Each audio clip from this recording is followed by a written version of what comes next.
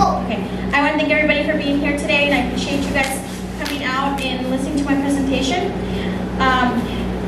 Be aware of much that of what fuels the public perception is driven of what is offered in the media outlet. Before perceptions are made, before fear and establishments are taken care of, be sure to judge and ideal are based in facts that influence the shock of journalism. What that means is a lot of bad publication has been done about pit bulls. There is always a misconception that they're aggressive, that they attack people, and it's always a misunderstanding because we're just influenced with what the media says. We don't really come to understand what exactly the person did for that dog to attack. So I'm going to go through a little bit of a history and where the pit bull came about. So the pit bulls were traced back to ancient Greece for the Molossi tribe. And what happened here is the tribe used these dogs mainly because of their potential. They were intelligent, they were loyal, and they used them in war zones. Like, for example, the picture here shows this type of dog here. This is actually the original bulldog, which is what pit bulls are mixed with. And this is where the breed comes from. So this was the original bulldog, and the Molossi tribe from ancient Greece used these dogs to intimidate their enemies. So anyhow,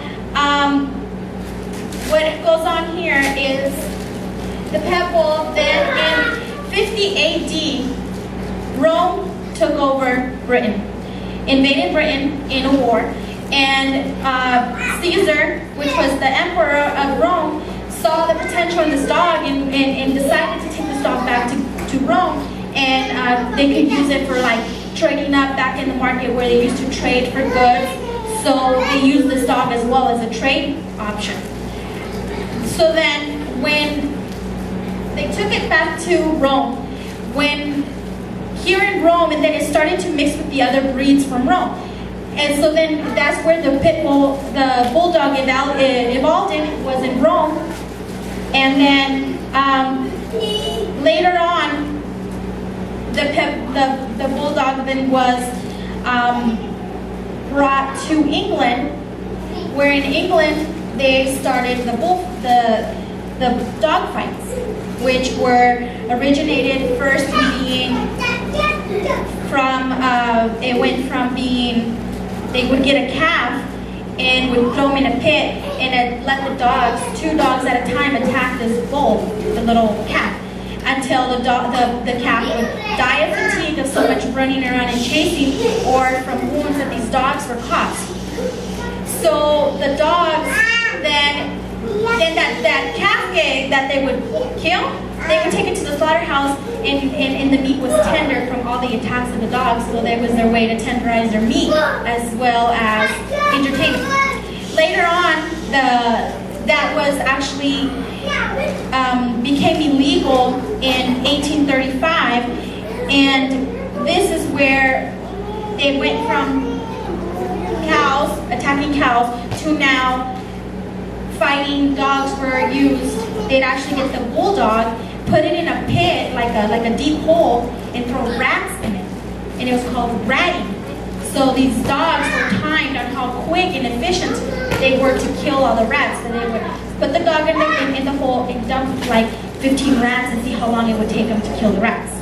So it was a form of entertainment. It was that drive for people to see this dog fight.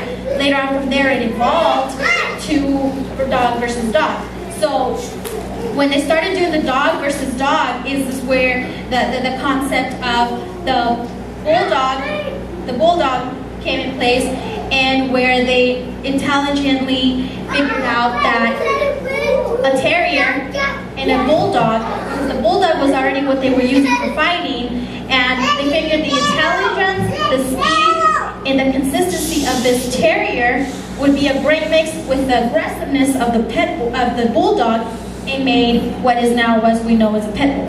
So the name pit comes from that concept of the fighting in the cage.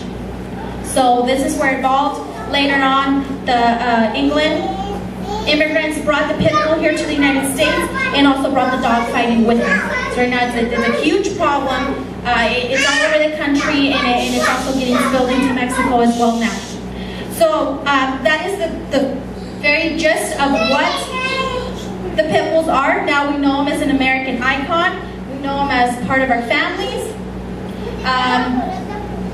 So now they have changed. They became from an all-purpose dog to a very loyal, loving dog, and now they're part of our family.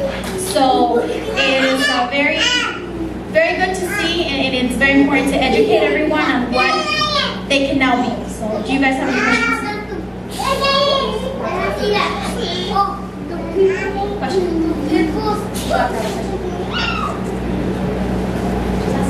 Do people bite so hard? What is that? Ultimate food is safe. Do people bite so hard? Do people bite so hard? What is your question?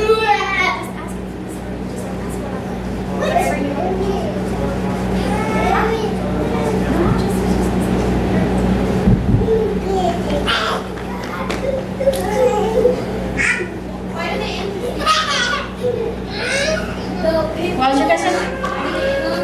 Why do they interest me?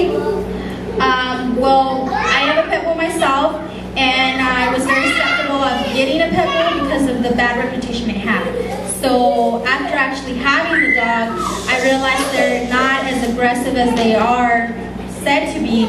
So now I'm more confident, I'm more comfortable with the breed, and I actually want to educate other people and to show them that, you know, the dogs are not as bad as they seem. It's how the person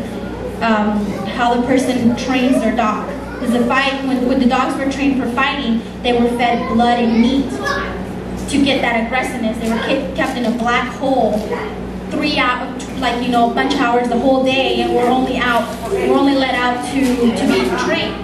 So they didn't have that human affection. So when the dog doesn't have a human affection, it causes fear of the human. So obviously the first thing they're going to do is set their guard up and try to attack the person. That's how they were trained. So that's where that common misconceptions of dog attacking is when they're tied up, where they're not shown the love and affection, not shown their care for, is when the whole aggression of the dog comes. But if you teach your dog to love and to show love, then that dog's going to learn how to respect you.